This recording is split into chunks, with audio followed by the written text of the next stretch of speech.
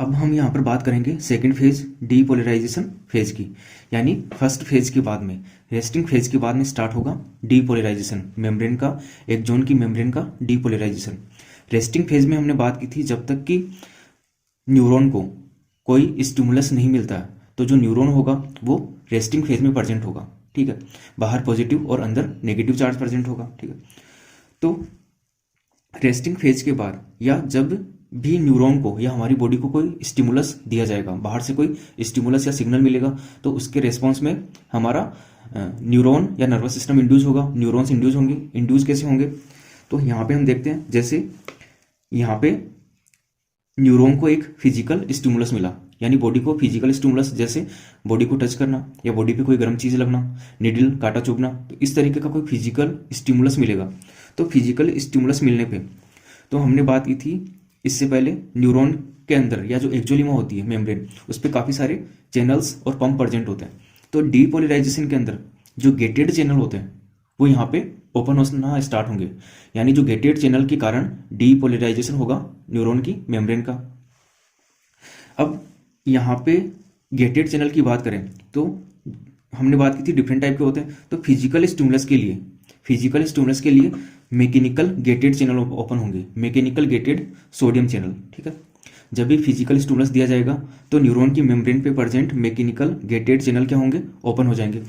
तो यहाँ पे स्टिमुलस से पहले देखिए बाहर पॉजिटिव और नेगेटिव चार्ज है, तो जैसे ही न्यूरॉन को कोई फिजिकल स्टिमुलस मिला, मैकेनिकल सोडियम चैनल ओपन हो गए, mechanical gated sodium channel open होंगे।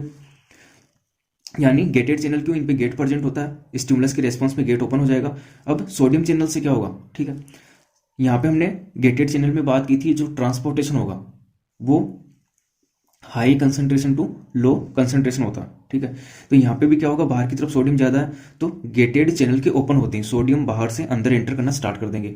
ठीक है, पहले क्या होता था, यहाँ पर potassium channel, potassium ions high amount में प्रेजेंट रहते हैं, बाहर सोडियम ज़्यादा है तो ये सोडियम अंदर आना स्टार्ट करेंगे।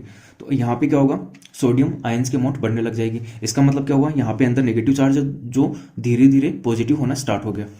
तो यहाँ पे हम देखते हैं, जैसे डीपोलराइजेशन में होगा क्या, सबसे पहले न्यूरॉन को फिजिकल स्टिमुलस मिलेगा, फिजिकल स्टिमुलस मिलते ही न्यूरॉन पे जो एक्सोलिमा होगी वहाँ पे जो मैकेनिकल गेटेड चैनल प्रेजेंट है, सोडियम चैनल, वो ओपन होंगे। ठीक है, ओपन कैसे होते हैं, केवल फिजिकल स्टिमुलस के द्वारा ओपन होंगे। तो क्या होगा, sodium enter in the axoplasm, sodium axoplasm में एंटर होना स्टार्ट हो गए, जिससे क्या होगा, मेम्ब्रेन पोटेंशियल स्लोली चेंज, ये जो मेम्ब्रेन का पोटेंशियल है, ठीक है, यानी पॉजिटिव नेगेटिव चार्ज है, बाहर पॉजिटिव अंदर नेगेटिव, ये धीरे धीरे चेंज होना स्टार्ट होगा।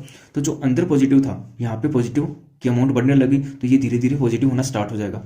तो रेस्टिंग फेज में हमने बात की थी, इससे जो पहले वाली फेज है, रेस्टिंग फेज में कब होगी मेम्ब्रेन, जब मेम्ब्रेन का पोटेंशियल -70 मिली वोल्ट होता है, ये आपको याद रखना। मेम्ब्रेन का पोटेंशियल जब -70 मिली वोल्ट होगा तो मेम्ब्रेन रेस्टिंग फेज में होती है। अब यहाँ पे पॉजिटिव आयन अंदर आना स्टार्ट हो गए, तो ये -70 से क्या करेगा, धीरे धीरे नीचे जाना शुरू होगा, यानी प्लस पॉजिटिव की तरफ बढ़ना स्टार्ट होगा। तो जैसे -70 से हुआ -60 और फिर नीचे जाएगा तो -55 मिली वोल्ट पे जब आएगा। ठीक है, तो ये सिग्नल है एक्शन पोटेंशियल के लिए, यानी यहाँ पे सोडियम आयन अंदर आना स्टार्ट हो गए, अंदर प्लस चार्ज बढ़ने लग गया, तो मेम्ब्रेन का पोटेंशियल -70 से -55 तक जैसे ही पहुंचेगा, ठीक है, ये -50 मिली वोल्ट पे मेम्ब्रेन पोटेंशियल पहुंचना, ये कहलाता है threshold potential. -55 millivolt threshold potential कहलाएगा, क्यों, क्योंकि जैसे ही मेम्ब्रेन -55 मिली वोल्ट पे आएगी, -55 मिली वोल्ट पे आएगी, इस एक्सोलिमा के अंदर जो न्यूरॉन की मेम्ब्रेन है, कुछ दूसरे वोल्टेज गेटेड चैनल प्रेजेंट होंगे। ठीक है, कौन से, सोडियम गेटेड चैनल, यानी voltage gated sodium channel. Voltage gated का मतलब जब मेम्ब्रेन की पोटेंशियल में डिफरेंस होगा तो उसकी रेस्पॉन्स में ओपन होने वाले चैनल। ठीक है, ये जो मैकेनिकल गेटेड है वो फिजिकल स्टिमुलस के रेस्पॉन्स में ओपन होते हैं। वोल्टेज गेटेड का मतलब जब मेम्ब्रेन के पोटेंशियल में डिफरेंस होगा तब ओपन होंगे। तो यहाँ पे जैसे ही अंदर पॉजिटिव चार्ज आना स्टार्ट हुआ, पॉजिटिव बढ़ना स्टार्ट हुआ, बाहर की तरफ, पहले बाहर पॉजिटिव था अंदर नेगेटिव, सोडियम आयन अंदर आने से पॉजिटिव बढ़ने लग गया, बाहर की तरफ नेगेटिव होने लग गया। तो जैसे ही मेम्ब्रेन का पोटेंशियल -55 मिली वोल्ट पे पहुंचेगा। ये वोल्टेज गेटेड सोडियम चैनल एक्सोलीमा के अंदर ओपन हो जाएंगे और सोडियम आयन रेपिडली तेजी से अंदर आना स्टार्ट होंगे। तो यहाँ पे क्या होगा, मेम्ब्रेन पोटेंशियल में काफ़ी डिफरेंस आएगा और ये -55 मिली वोल्ट से और नीचे जाना स्टार्ट होगा। तो ये क्या होगा, यहाँ पे प्लस आयन लगातार बढ़ रहे हैं, बाहर सोडियम कम होते जा रहे हैं, अंदर बढ़ते जा रहे हैं। तो यहाँ पे लगातार पॉजिटिव चार्ज बढ़ने लगेगा, बाहर की तरफ नेगेटिव। तो यहाँ पे क्या हो रहा है, सोडियम चैनल के ओपन होने से बाहर नेगेटिव चार्ज हो गया, अंदर पॉजिटिव। तो ये चार्ज क्या होगा, -55 मिली वोल्ट से +30 मिली वोल्ट तक पहुंच जाएगा। यहाँ पे क्या -55 मिली वोल्ट, अभी मेम्ब्रेन का जो पोटेंशियल है या अंदर की तरफ कंप्लीटली पॉजिटिव चार्ज नहीं हुआ, पॉजिटिव होना स्टार्ट हुआ। जैसे voltage gated sodium channel open होंगे, यहाँ पे अंदर की तरफ पॉजिटिव आयंस, सोडियम आयंस काफ़ी सारे इकट्ठे हो जाएंगे। अंदर की तरफ मेम्ब्रेन पॉजिटिव हो जाएगी, बाहर की तरफ नेगेटिव, और मेम्ब्रेन का पोटेंशियल पहुंच जाएगा +30 मिली वोल्ट तक। यानी आपको केवल ये थोड़ा याद रखना है, रेस्टिंग फेज में -70 मिली वोल्ट। थ्रेशोल्ड पोटेंशियल कौन सा होगा, यानी जब मेम्ब्रेन -70 से -55 मिली वोल्ट पे पहुंचेगी, सोडियम चैनल ओपन हो जाएंगे, सोडियम अंदर आना स्टार्ट होंगे, और ये जो पोटेंशियल है मेम्ब्रेन का, ये -55 से पहुंच जाएगा। यहाँ पे अब माइनस नहीं होगा, +30 मिली वोल्ट पर। तो ये जो +30 मिली वोल्ट है वो कहलाता है मेम्ब्रेन का एक्शन पोटेंशियल। यानी +30 मिली वोल्ट पर आते ही मेम्ब्रेन का ये एक्शन पोटेंशियल कहलाएगा। यहाँ पे जो मेम्ब्रेन है कंप्लीटली डीपोलराइज हो चुकी है और नर्व इम्पल्स ट्रांसफर हो रही है, आगे से आगे मतलब ट्रांसफर हो रहा है। अब यहाँ पे क्या होगा, अगर ये सोडियम चैनल लगातार अंदर आते रहेंगे, ठीक है, तो ये जो नर्व इम्पल्स का ट्रांसमिशन है कभी स्टॉप नहीं होगा। यानी नर्व को, न्यूरॉन को लगातार सिग्नल मिलता रहेगा और हमेशा जो न्यूरॉन है वो एक्साइटेड स्टेट में रहेगा। तो इसका मतलब क्या है, जैसे ही मेम्ब्रेन 30 मिली वोल्ट पर पहुंचेगी, एक्शन पोटेंशियल जनरेट होगा। ये सोडियम चैनल से, वोल्टेज गेटेड सोडियम चैनल, ये क्लोज होना, बंद होना स्टार्ट हो जाएंगे, ठीक है। बंद होने पे सोडियम का अंदर की तरफ ट्रांसपोर्ट रुक जाएगा और साथ में ही मेम्ब्रेन पे, यहाँ पे एक्सोलीमा पे दूसरे वोल्टेज गेटेड चैनल, कौन से, पोटेशियम, यहाँ पे सोडियम है, दूसरे पोटेशियम चैनल ओपन हो जाएंगे। और पोटेशियम क्या होगा, बाहर से अंदर जाना, अंदर से बाहर जाना स्टार्ट होगा, ठीक है। यानी मेम्ब्रेन पे फिर से क्या होगा, नेगेटिव चार्ज आने लगेगा। तो उस कंडीशन में मेम्ब्रेन कहलाएगी डीपोलराइज। अभी तो ये समझो, यहाँ पे क्या हो रहा है, मेम्ब्रेन डीपोलराइज हो रही है। क्यों, क्योंकि मेम्ब्रेन अंदर की तरफ अब नेगेटिव से पॉजिटिव होना स्टार्ट हो गई। किसके कारण से, sodium voltage gated sodium channel open होने से। मेम्ब्रेन का पोटेंशियल पहले -70 से -55 पे आएगा, फिर -55 से +30 तक पहुंच जाएगा, +30 मिली वोल्ट। ये कहलाएगा मेम्ब्रेन का एक्शन पोटेंशियल। इसके बाद में थर्ड जो स्टेज आएगी वो आएगी रीपोलराइजेशन। ये क्या है, डीपोलराइजेशन। यानी मेम्ब्रेन को फिर से रेस्टिंग फेज में लाना होगा। अगर रेस्टिंग फेज में नहीं आएगी तो सिग्नल लगातार चलता रहेगा, मेम्ब्रेन जो न्यूरॉन है हमेशा एक्साइटेड स्टेज में रहेगा। तो इसको फिर से रेस्टिंग स्टेज में लाना, रीपोलराइज करना। तो डीपोलराइजेशन के बाद में रीपोलराइजेशन। तो यहाँ पे हम देख ही चुके हैं, यहाँ पे सबसे पहले mechanical gated sodium channel open होंगे, उसके बाद में voltage gated sodium channel open होंगे, जिससे क्या होगा, सोडियम अंदर एक्सोप्लाज्म में आना स्टार्ट होगा वेरी हाई अमाउंट पे, जिससे मेम्ब्रेन का पोटेंशियल +30 मिली वोल्ट तक पहुंच जाएगा, जो कहलाएगा मेम्ब्रेन का एक्शन पोटेंशियल। अब यहाँ पे हम बात करेंगे थर्ड स्टेज, डीपोलराइजेशन के बाद में रीपोलराइजेशन। तो आपको याद रखना, सबसे पहले रेस्टिंग फेज, उसके बाद में डीपोलराइजेशन, और थर्ड है रीपोलराइजेशन। तो रीपोलराइजेशन में क्या होगा, जैसे ही मेम्ब्रेन का पोटेंशियल, यहाँ पे हम पहले बात कर चुके हैं सेकंड के अंदर, डीपोलराइजेशन में 30 मिली वोल्ट पहुंचेगा। ये प्लस याद रखना, -55 के बाद +30 मिली वोल्ट पहुंचेगा।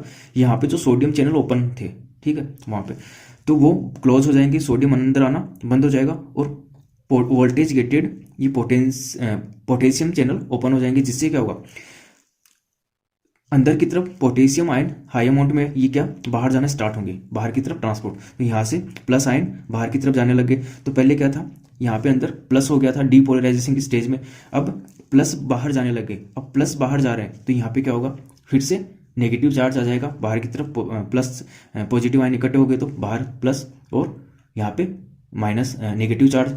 ये कौन सा चार्ज है, जो मेम्ब्रेन का रेस्टिंग फेज में हमने पढ़ा था। यानी मेम्ब्रेन क्या हो गई, फिर से रेस्टिंग फेज में आ गई।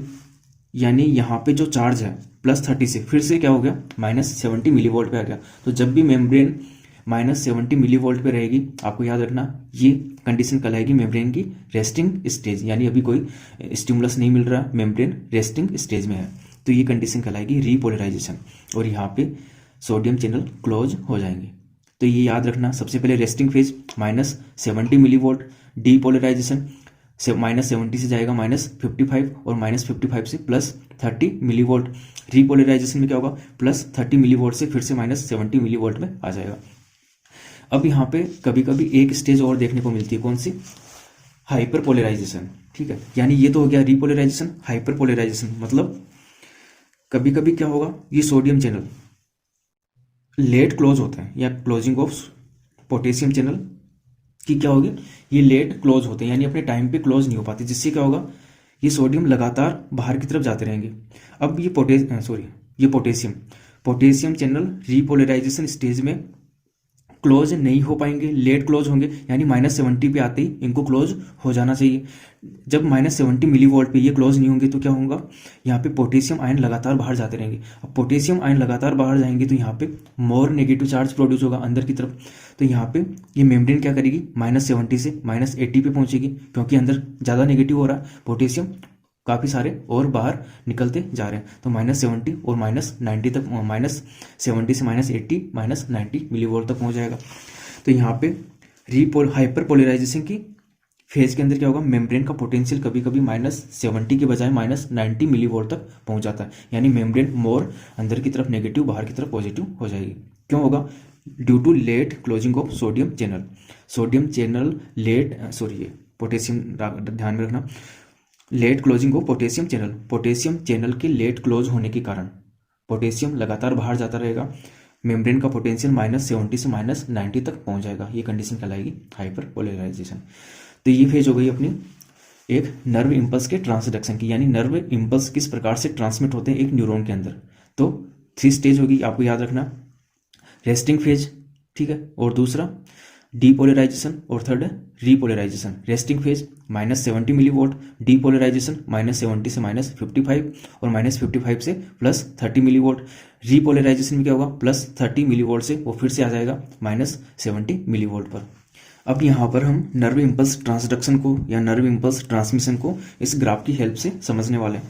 तो यहाँ पे दे रखा है मेम्ब्रेन पोटेंशियल -90, -80, -70, -60, -55 से लेके +30 मिली वोल्ट, ये क्या हो गया मेम्ब्रेन का पोटेंशियल।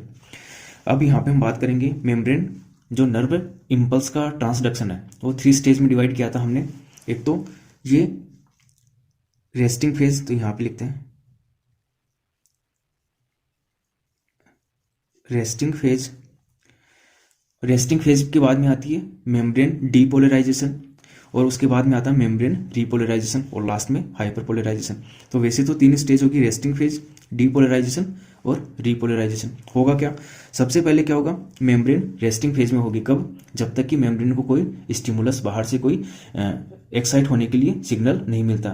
तो रेस्टिंग फेज में कब होगी, जब मेम्ब्रेन का पोटेंशियल या न्यूरॉन मेम्ब्रेन का पोटेंशियल -70 मिली वोल्ट होगा। तो रेस्टिंग फेज में हमने बात की थी, जब न्यूरॉन का मेम्ब्रेन पोटेंशियल -70 मिली वोल्ट होता है, तो उस कंडीशन में न्यूरॉन क्या होगा रेस्टिंग फेज में, और -70 मिली वोल्ट कहलाता है resting membrane potential, RMP, resting membrane potential. तो यहाँ पे मेम्ब्रेन रेस्टिंग स्टेज में है, ठीक है। अब जब इस न्यूरॉन की मेम्ब्रेन को या न्यूरॉन को, बॉडी को कोई स्टिमुलस मिलेगा बाहर से स्टिमुलस डिफरेंट टाइप के हो सकते हैं, फिजिकल, केमिकल, ठीक है। तो स्टिमुलस की कंडीशन में न्यूरॉन की मेम्ब्रेन के ऊपर डिफरेंट गेटेड चैनल प्रेजेंट होंगे, जैसे mechanical gated, chemical gated, ligand gated. तो जैसे ही कोई स्टिमुलस मिलेगा, यहाँ पर न्यूरॉन की मेम्ब्रेन पर प्रेजेंट गेटेड चैनल ओपन हो जाएंगे, सोडियम गेटेड चैनल, जिससे क्या होगा, सोडियम आयन बाहर से अंदर की तरफ जाना स्टार्ट होंगे, और जो मेम्ब्रेन अंदर की तरफ नेगेटिव थी वो धीरे धीरे पॉजिटिव होना स्टार्ट हो जाएगी, यानी मेम्ब्रेन का पोटेंशियल चेंज होने लग जाएगा। और मेम्ब्रेन का पोटेंशियल क्या होगा, -70 से -55 मिली वोल्ट तक पहुंच जाएगा। तो हमने ये डीपोलराइजेशन में हम बात कर चुके हैं, -50 कहलाएगा थ्रेशोल्ड पोटेंशियल। तो जैसे ही न्यूरॉन की मेम्ब्रेन का पोटेंशियल -70 से -55 पहुंचेगा, मेम्ब्रेन के ऊपर present voltage gated sodium channel open हो जाएंगे, जिससे क्या होगा, सोडियम रैपिडली तेजी से एक्टोप्लाज्म के अंदर न्यूरॉन जो एक्सॉन है उसके एक्सोप्लाज्म के अंदर आना शुरू होंगे और अंदर की तरफ तेजी से पॉजिटिव चार्ज प्रोड्यूस होगा और बाहर नेगेटिव। ठीक है, रेस्टिंग फेज का उल्टा, रेस्टिंग में अंदर नेगेटिव बाहर पॉजिटिव होता है, यहाँ पे क्या होगा अंदर पॉजिटिव और बाहर नेगेटिव। तो ये कंडीशन कहलाएगी मेम्ब्रेन डीपोलराइजेशन की। और मेम्ब्रेन का पोटेंशियल -55 से पहुंच जाएगा कहाँ पर, +30 मिलीवोल्ट पर। क्यों? क्योंकि अंदर पॉजिटिव चार्ज अब बढ़ने लग गया। किसके कारण? सोडियम आयंस के कारण। तो यहाँ पे मेम्ब्रेन का पोटेंशियल क्या हो गया, +30 मिलीवोल्ट। ये कहलाता है एक्शन पोटेंशियल। यानी जैसे ही मेम्ब्रेन में एक्शन पोटेंशियल जनरेट होगा, यानी मेम्ब्रेन का पोटेंशियल +30 मिलीवोल्ट होगा, मेम्ब्रेन पे present voltage gated sodium channel जो होंगे वो क्लोज हो जाएंगे और voltage gated potassium channel open हो जाएंगे। जिससे क्या होगा, पोटेशियम जो आयंस है वो आउट होना स्टार्ट होंगे एक्सोप्लाज्म से, यानी अंदर से बाहर जाना स्टार्ट होंगे। जिससे क्या होगा, मेम्ब्रेन के अंदर जो पॉजिटिव चार्ज था वो फिर से नेगेटिव होना स्टार्ट हो जाएगा। क्यों? क्योंकि प्लस ये जो पॉजिटिव पोटेशियम आयंस है ये बाहर जाना शुरू हो रहा है, तो अंदर धीरे धीरे क्या होने लग गया, नेगेटिव चार्ज फिर से। तो यहाँ पे क्या होगा, मेम्ब्रेन फिर से रिपोलराइजेशन या रिपोलराइज्ड हो जाएगी जैसे रेस्टिंग फेज में थी। और यहाँ पे मेम्ब्रेन पोटेंशियल क्या हो गया, फिर से -70 मिलीवोल्ट आ गया। तो हम पहले बात कर चुके हैं। ठीक है, रीपोलराइजेशन की कंडीशन में मेम्ब्रेन का पोटेंशियल फिर से क्या होगा, +30 से -70 मिलीवोल्ट पे आ गया। और -70 मिलीवोल्ट पे आती है क्या होगा, पोटेशियम चैनल क्लोज हो जाएंगे। ठीक है, लेकिन कभी कभी क्या होता है, पोटेशियम चैनल देरी से क्लोज होने के कारण, यानी इन पोटेशियम चैनल के लेट क्लोज होने के कारण पोटेशियम आयन जो होंगे लगातार बाहर की तरफ मूव करते रहेंगे। जिससे क्या होगा, जो मेम्ब्रेन का पोटेंशियल है -70 से भी नीचे चला जाएगा, यानी -80 और यहाँ पे -90। तो -90 तक, -90 मिलीवोल्ट तक मेम्ब्रेन का पोटेंशियल पहुंच जाएगा। ये कंडीशन कहलाएगी हाइपर पोलराइजेशन की कंडीशन। यानी इस फेज में क्या होगा, जो न्यूरॉन होगा वो हाइपर पोलराइज्ड होगा। ठीक है, क्यों? क्योंकि late closing of potassium channel. तो ये ग्राफ है, ये ग्राफ क्या शो कर रहा है, नर्व इम्पल्स ट्रांसडक्शन को। इसकी हेल्प से आसानी से समझ सकते हो कि एक न्यूरॉन के अंदर किस प्रकार से नर्व इम्पल्स ट्रांसमिट होते हैं। ठीक है, तो सबसे पहले रेस्टिंग फेज, डीपोलराइजेशन फेज और रीपोलराइजेशन फेज। रेस्टिंग फेज में -70 मिलीवोल्ट, डीपोलराइजेशन में क्या होगा, -70 से -50 जाएगा और फिर -50 से +30 मिलीवोल्ट। +30 तक आते ही फिर से क्या होगा, मेम्ब्रेन रीपोलराइज होना स्टार्ट होगी और -70 पे आ जाएगी। -70 पे क्या होगा, रेस्टिंग फेज में आ गई। लेकिन कुछ कंडीशन में -90 तक भी पहुंच जाती है। ये कंडीशन कहलाती है न्यूरॉन की हाइपर पोलराइज्ड कंडीशन। तो ये हो गया nerve impulse transduction in the